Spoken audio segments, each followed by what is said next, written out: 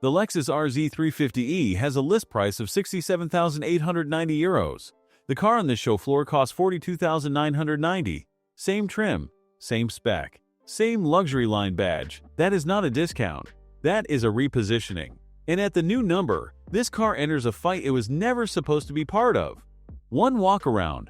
Everything you need to decide whether the RZ 350e belongs on your short list or your avoid list. The RZ was always a better looking car than its sales suggested. In person at the Salzburg show floor, the closed-off front fascia and the full-width rear light bar give it a presence that photographs never quite captured. The proportions are longer and lower than you expect from a Lexus SUV, closer to a raised hatchback than a traditional crossover.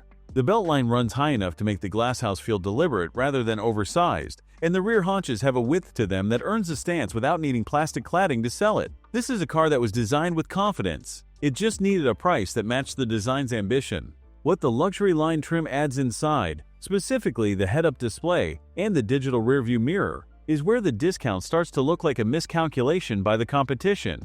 That is next.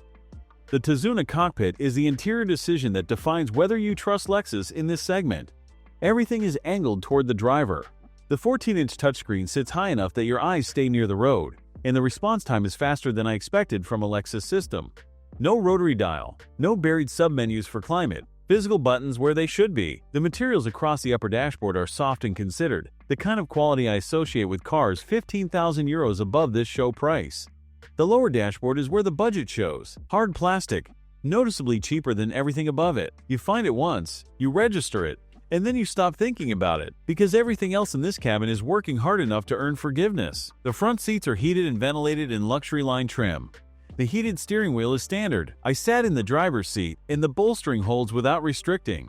The kind of seat that works on a 90-minute motorway run without needing adjustment. The driving position puts you slightly higher than a BMW iX1 but lower than a Volvo EX40, which is a compromise that suits the car's proportions. Rear passengers get more knee room than I expected. Two adults sit comfortably with genuine clearance ahead of their knees, and the fixed panoramic roof adds a sense of space that compensates for the slightly narrow shoulder room. The rear USB-C ports and the 220-volt socket in the back are details the price board lists as standard. At €42,990, that is not common. 522 liters of boot space, around 18.4 cubic feet. The hatchback aperture is wide enough to slide a pushchair in without folding it, and the load lip sits low enough that heavy bags clear it without lifting. Seats down, you get 1,451 liters, around 51.2 cubic feet.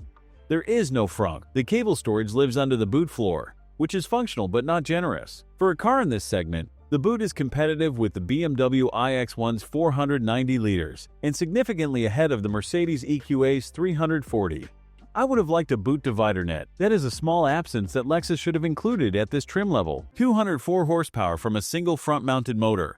269 Nm of torque from 7.5 seconds to 100 km per hour, around 7.2 seconds to 60 miles per hour.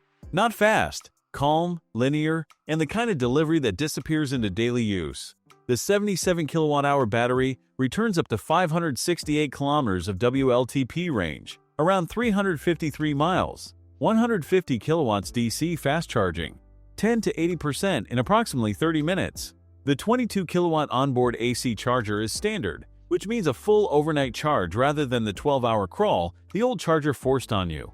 That upgrade changes the ownership calculation more than the range figure does. €42,990 at the Salzburg show. List price, €67,890. The BMW iX1 in comparable specification starts around $50,000 in Austria. The Volvo EX40 sits in the same range. At the show price, the Lexus undercuts both by €7,000 to €8,000 while matching their standard equipment. Whether the discount reflects real value or a quiet admission that nobody was buying it at the old price is your decision, not mine. The car underneath it is better than the one I dismissed 2 years ago. The range is real, the interior is honest.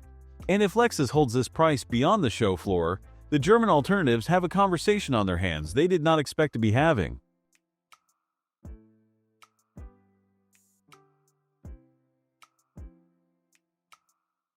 Thanks for watching. If you enjoyed this video, hit that like button and subscribe for more content just like this. Leave a comment below with your thoughts or questions. I read every single one, And don't forget to click the bell icon to get notified about my next upload. See you in the next video.